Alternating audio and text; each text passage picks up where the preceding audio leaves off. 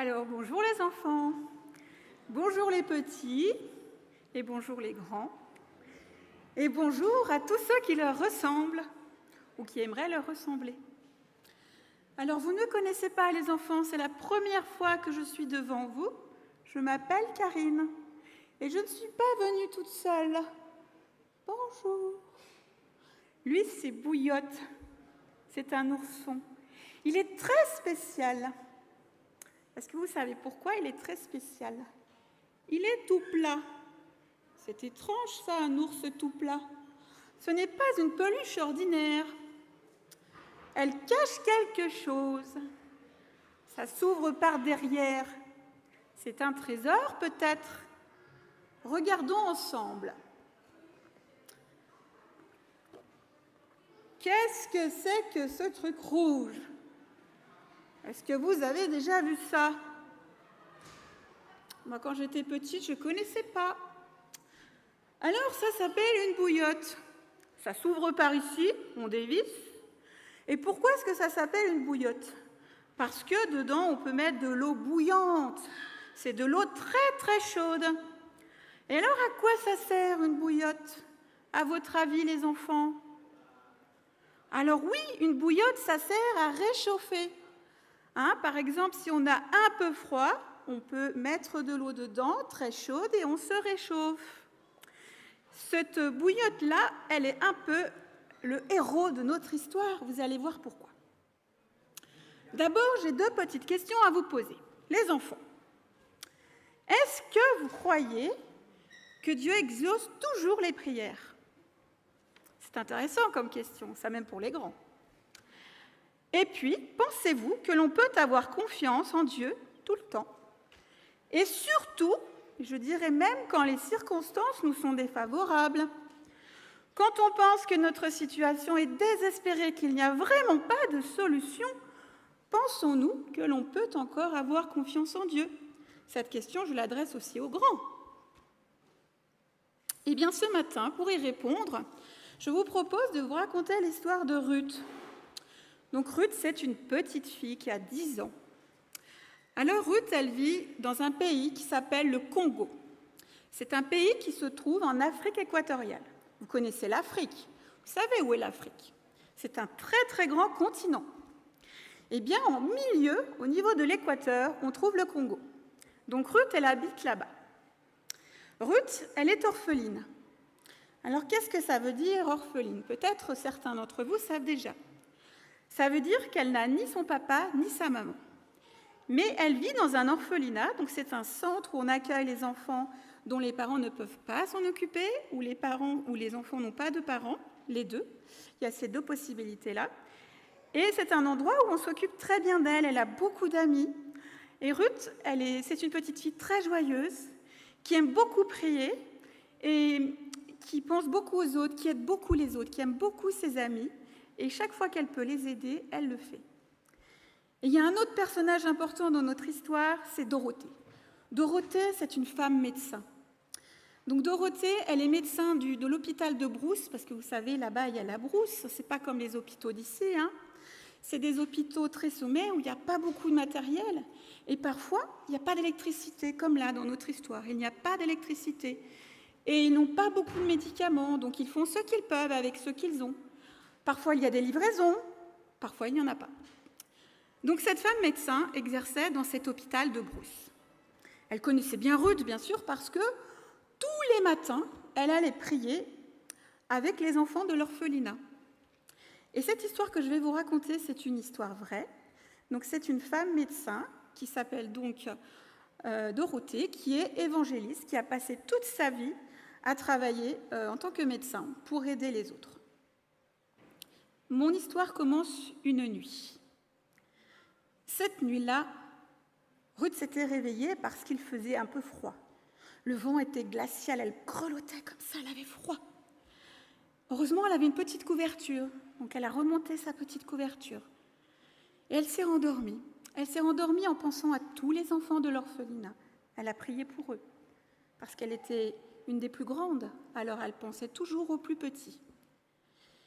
Elle s'est rendormie, mais cette nuit-là, ce qu'elle ne savait pas, c'est qu'il s'était passé quelque chose de très spécial, on pourrait dire de terrible, mais vous allez voir. Cette nuit-là, un bébé était né. Donc le lendemain matin, Dorothée vient prier avec tous les enfants de l'orpheline. Elle avait l'air inquiète. Dorothée se posait des questions, mais qu'est-ce qui se passe? Elle n'est pas comme ça d'habitude. Alors elle a dit qu'elle avait des soucis. Elle leur a expliqué que donc cette nuit-là était né un bébé, mais il était né trop tôt. Vous savez ce que c'est qu'un bébé prématuré? C'est un bébé qui ne reste pas assez longtemps dans le ventre de sa maman. En fait, il devrait rester encore plusieurs mois, mais vous savez, parfois ça arrive, les enfants naissent plus tôt, on ne sait pas trop pourquoi. Et ce bébé-là, il était tout petit, il était fragile. Et puis, il avait froid. Le vent avait été glacial cette nuit-là. Et donc, Dorothée, elle a pensé aux enfants, elle s'est dit, peut-être qu'ils voudront bien prier avec moi pour ce bébé, parce qu'on n'a pas de solution pour s'occuper de lui. Il n'y a pas de couveuse, on ne peut pas l'utiliser, il n'y a pas d'électricité. Vous savez ce que c'est qu'une couveuse? Peut-être qu'il y en a qui savent ce que c'est, qu'on a déjà vu.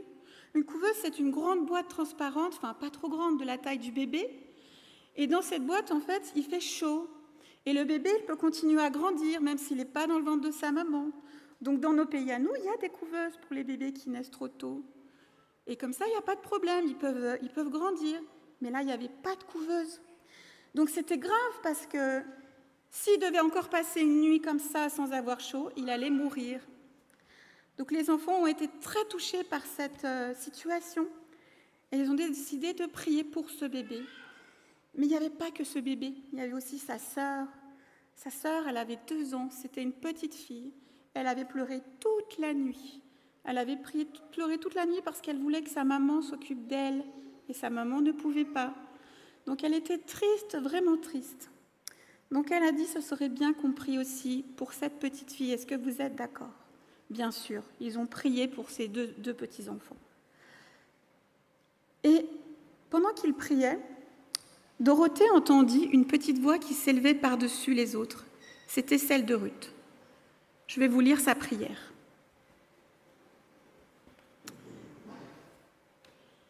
Seigneur, tu sais qu'il nous faut aujourd'hui la bouillotte. C'est pas bien si tu nous la donnes seulement demain, parce que le bébé il sera déjà mort. On en a besoin cet après-midi, c'est ce que Dorothée nous a dit. Et Seigneur, il faut que tu envoies aussi, s'il te plaît, une poupée pour sa sœur. Elle verra alors que tu l'aimes, elle aussi, vraiment. On a besoin de ça. Et puis, ils ont arrêté de prier, et Dorothée était très embêtée dans son cœur parce qu'elle savait, enfin en tout cas elle pensait très fort que ce n'était pas possible. En effet, ça faisait 4 ans qu'elle était dans cet hôpital de Brousse. Elle venait de Suisse allemande. Ça faisait 4 ans qu'elle était là, jamais il n'avait reçu de colis, pas un seul. Il n'y avait pas d'électricité. Déjà la nuit, ils avaient dû réchauffer le bébé entre 2 infirmières qui avaient dormi avec. Et là, ils n'avaient pas de solution. Elle était sûre, à peu près à 100%, que le bébé il n'allait pas survivre. Mais elle avait quand même, parce qu'elle croyait quand même en Dieu, elle s'est dit, peut-être il y a une solution que Dieu a prévue. En tout cas, Ruth, c'est pas ce qu'elle pensait. Ruth, elle était sûre dans sa prière que Dieu allait l'exaucer. Alors, vous voyez, Dorothée, elle raisonnait avec son esprit d'adulte, avec sa tête, qui se disait, ben non, c'est pas possible, on ne pourra jamais avoir de colis.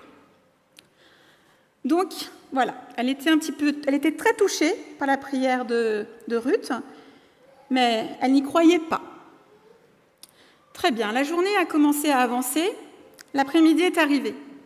Dorothée exerçait au centre, elle s'occupait des enfants, du bébé notamment. La journée, vous savez, il fait chaud au Congo, donc pas de problème pour la journée. Et puis, une infirmière vient la prévenir. Elle dit, il y a une camionnette dans la cour. Dorothée n'y croyait pas. Une camionnette, comment ça une camionnette? Donc elle alla voir, la camionnette était déjà partie, mais il y avait un gros colis de 10 kilos. Pouf, quelle stupéfaction! C'est déjà recevoir un colis, alors que depuis 4 ans, pas de colis, parce que c'était un colis qui venait de l'étranger quand même. Hein. Alors il ne recevait jamais de colis de l'étranger. Donc elle s'est dit, bon, je vais prendre ce colis et je vais aller voir les enfants de l'orphelinat. On va l'ouvrir ensemble. Donc elle est allée, tous les enfants, c'était la première fois qu'ils recevaient un colis de l'étranger, ils étaient tous en train de trépigner, ils étaient tous très heureux, ils souriaient. Et Ruth, elle, dans son cœur, elle se disait, ça y est, Dieu va exaucer ma prière. Et puis Dorothée, elle voyait bien la tête de Ruth, elle se disait, ça va être déçu, hein. Il n'y aura rien dedans. Hein.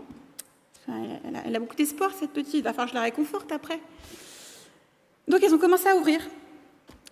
Alors dedans, il y avait des t-shirts, 1, 2, 3 t-shirts, des pansements, et puis des raisins secs. Alors Dorothée s'est dit, très bien, on va pouvoir en mettre dans les céréales du matin pour les enfants. Et puis Ruth était très impatiente, elle s'est dit, mais fais voir la suite, qu'est-ce qu'il y a dedans? Alors Dorothée met sa main et puis elle sent quelque chose de très mou. Qu'est-ce que c'est que ce truc? Elle sort, et qu'est-ce qu'elle trouve? Une bouillotte en Afrique? Non mais sérieusement, qui c'est qui a envoyé une bouillotte en Afrique? Toute neuve! Elle pas ses yeux, hein. Dorothée, elle était ravie, elle lui disait, vas-y, continue à chercher, où est-ce qu'elle est la poupée? Alors là, Dorothée se disait, la poupée, il n'y aura pas de poupée, hein. Et elle continue à chercher, et qu'est-ce qu'elle trouve au fond du sac? Eh bien, une poupée, toute jolie, toute bien habillée, magnifique. Alors elle en avait les larmes aux yeux, Dorothée, parce qu'elle ne comprenait pas. Vous comprenez, c'est un adulte. Elle s'est dit, vous comprenez, il faut des mois pour qu'un colis nous arrive ici. Comment voulez-vous qu'ils aient su qu'il y ait besoin d'une bouillotte? C'est impossible. Donc elle ne comprenait pas. Mais Ruth, elle savait que c'était la prière qu'elle avait faite à Dieu. Donc elle a demandé toute excitée si elle pouvait aller voir la petite fille pour lui donner. Parce qu'elle lui a dit, est-ce que je peux venir avec toi? Je voudrais vraiment apporter cette poupée à la petite fille parce qu'elle doit absolument savoir que Jésus l'aime beaucoup. Alors Ruth, bien sûr, elle a pu aller le donner à la petite fille. Et le bébé a pu être au chaud. Alors maintenant, je vais vous raconter l'histoire de ce paquet. D'où vient ce paquet? Eh bien, ce paquet, il avait voyagé pendant 5 longs mois, figurez-vous. C'est long, 5 mois. Ça fait 30 jours x 5. C'est très long. Presque la moitié d'une année, vous imaginez? Et ce paquet, il avait été envoyé par un membre de son église, de l'église de Dorothée. Et c'est un membre, ce jour-là, qui s'est dit, tiens, je ne sais pas pourquoi, mais il faut que j'envoie une bouillotte. Il ne savait pas pourquoi, surtout qu'il trouvait ça très bizarre, parce que Congo, franchement, on n'a pas besoin de bouillotte. Il s'est dit, je le mets quand même. Et il y a une petite fille de l'église qui s'est dit, ah oui, moi j'aimerais aussi rajouter cette poupée, ça pourrait servir à un enfant. Très bien. Ils ont envoyé ce colis. Et ce colis donc a voyagé pendant 5 longs mois. Vous vous rendez compte? Alors moi, ça me fait penser à un verset. Ésaïe 65, 24. Avant qu'ils m'invoquent, je répondrai. Avant qu'ils aient cessé de parler, j'exaucerai. N'abandonnons jamais la prière, car Dieu répond parfois de manière inattendue. Et je reviens au verset d'aujourd'hui, dans Job 33, 14. Dieu parle d'une manière et puis d'une autre, mais on n'y fait pas attention. Alors Dieu, dans cette histoire, il a parlé à Dorothée par la prière de Ruth. Donc je voulais vous dire, les enfants, continuez à prier, que vous soyez petits ou bien grands. Dieu vous écoute et vos prières sont précieuses pour Dieu. Dieu écoute vraiment les prières des enfants, ça vous pouvez en être sûr. Dieu et Ruth, elle avait confiance en Dieu. Et j'aimerais qu'aujourd'hui, on puisse tous lui dire, moi en tant qu'enfant, moi en tant qu'adulte, j'ai confiance en toi, car tu es le Dieu vivant et tu nous exauces, même alors qu'on n'y croit pas, parce que, vous vous rendez compte, c'était une leçon de Dieu pour Dorothée, de lui dire, tu vois, tu peux me faire confiance, même perdu dans l'Afrique, parce que je peux exaucer ta prière secrète, même à travers la prière d'une petite fille. Donc, je vous laisse répondre dans votre cœur à cette question. Pensez-vous, les enfants, que Dieu répond toujours aux prières? Peut-être pas sur le moment, peut-être pas exactement de la même façon, mais oui, je pense que Dieu répond toujours aux prières. Pensez-vous que l'on peut aussi avoir confiance en Dieu? Je vous laisse, même si les circonstances sont douloureuses et difficiles, je vous laisse répondre à cette question. On peut prier ensemble, si vous voulez bien. Aujourd'hui, Seigneur, nous les enfants et nous les grands, nous te prions avec tout notre cœur et nous te disons, comme Ruth l'a fait, « Oui, Seigneur, j'ai confiance en toi, je sais que tu m'écoutes et que tu me répondras. » Au nom de Jésus, Amen. Dieu te parle ce matin et il te dit « Je t'aime d'un amour éternel. Aie confiance en moi. » Amen.